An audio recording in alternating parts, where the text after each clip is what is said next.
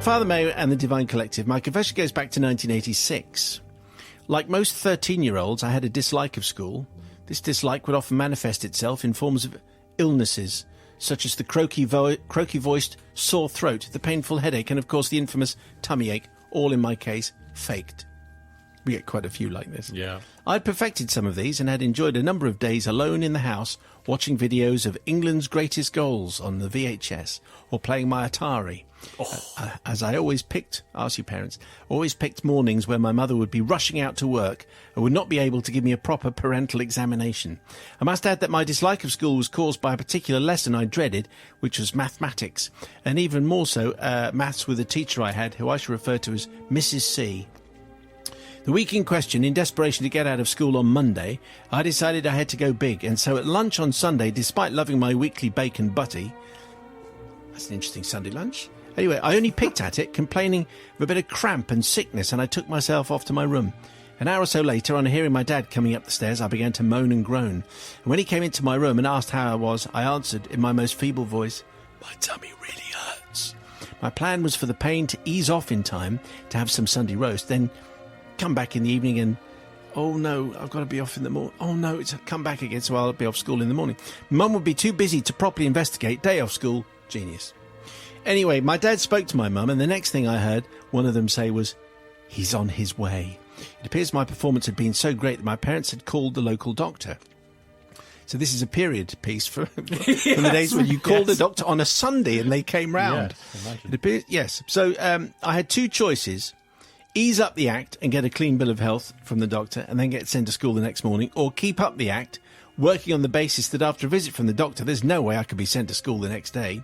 Obviously, I chose the latter. Our family doctor duly arrived and carried out his examination, accompanied by moans and groans from me when I thought it appropriate, hoping I had sealed the deal. After he finished, he spoke with my parents, who started to look concerned, especially when the doctor said the word appendicitis. My understanding of this word improved greatly, as the next thing I'm sat in the back of the family Austin Allegro, heading for the local hospital. At this stage I'm in a panic as my parents are informing me that I might need an operation.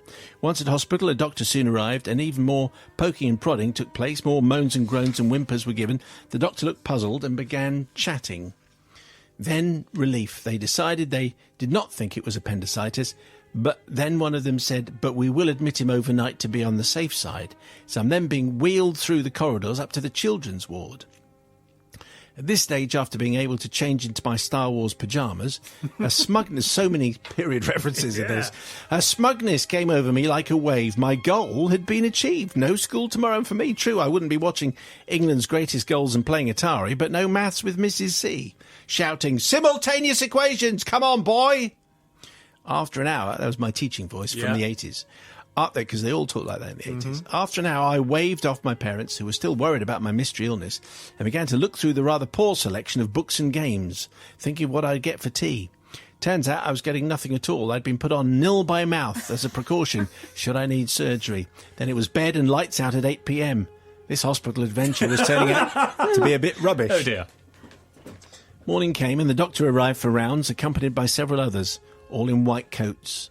One asked me, well, I thought it was a strange question at the time, "Have you been to the toilet since the pain started?" As I hadn't, since the mystery illness began, I was able to give my first honest answer for a while. "No, I haven't," I said. This seemed to give the assembled white coat brigade some satisfaction as they whispered together. They all nodded, turned, and off they went. There'll be some people who know what's about to happen. Soon after, a nurse appeared, carrying a dish, and in the dish was what looked like a tablet. Blimey, that's going to take some swallowing, I thought. but there was no glass of water. No, there wasn't. So the nurse says, "What is going to happen here?" "Now, if you can kneel on the bed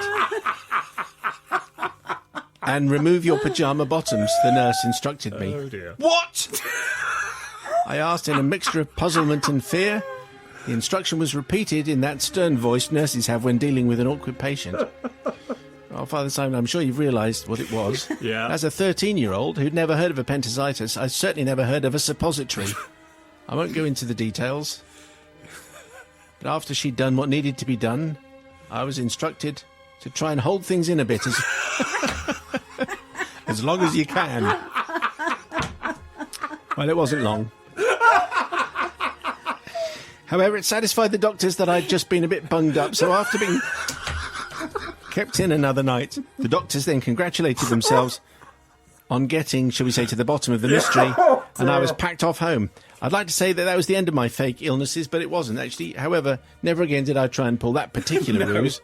So apart from the disciples of judgment, who do I ask forgiveness from? Well, certainly not Mrs. C, the maths teacher, who, for the record, I ended up having as my teacher for the rest of my school life. Yet despite my limitations in simultaneous equations and such, I did pass my GCSE maths exam.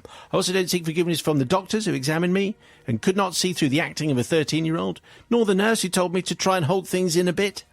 I simply ask forgiveness from my parents, who were no doubt very worried about their son for a couple of days whilst he was in hospital. Well, listen, SJ, you're not going to be getting any forgiveness from most people, I don't think. Certainly not from Bobby, but I don't know what Matt's going to say. He's a softie, as we know. Bobby, hardline Bobby. Well, weren't expecting that, were you? Any of it, really? That's a good thing. The thing is, though, the nurse should have explained what was going to happen first, because it could have been quite alarming, really, wouldn't it? I think it probably was Yes. quite alarming. But Especially SJ when you're spared us 13. some of the details. So that's the only You thing want that I to do feel sorry what? for. I don't think so. That's got to be wrong. Not on the Sunday night.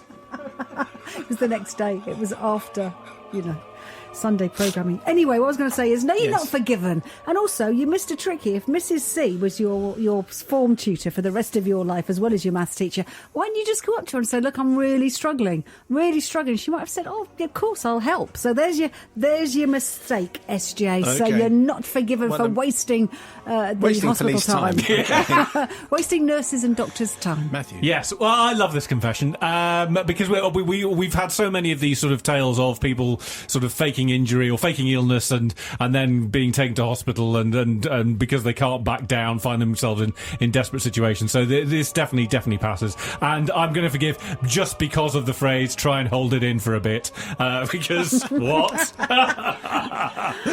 So yes, I am forgiven.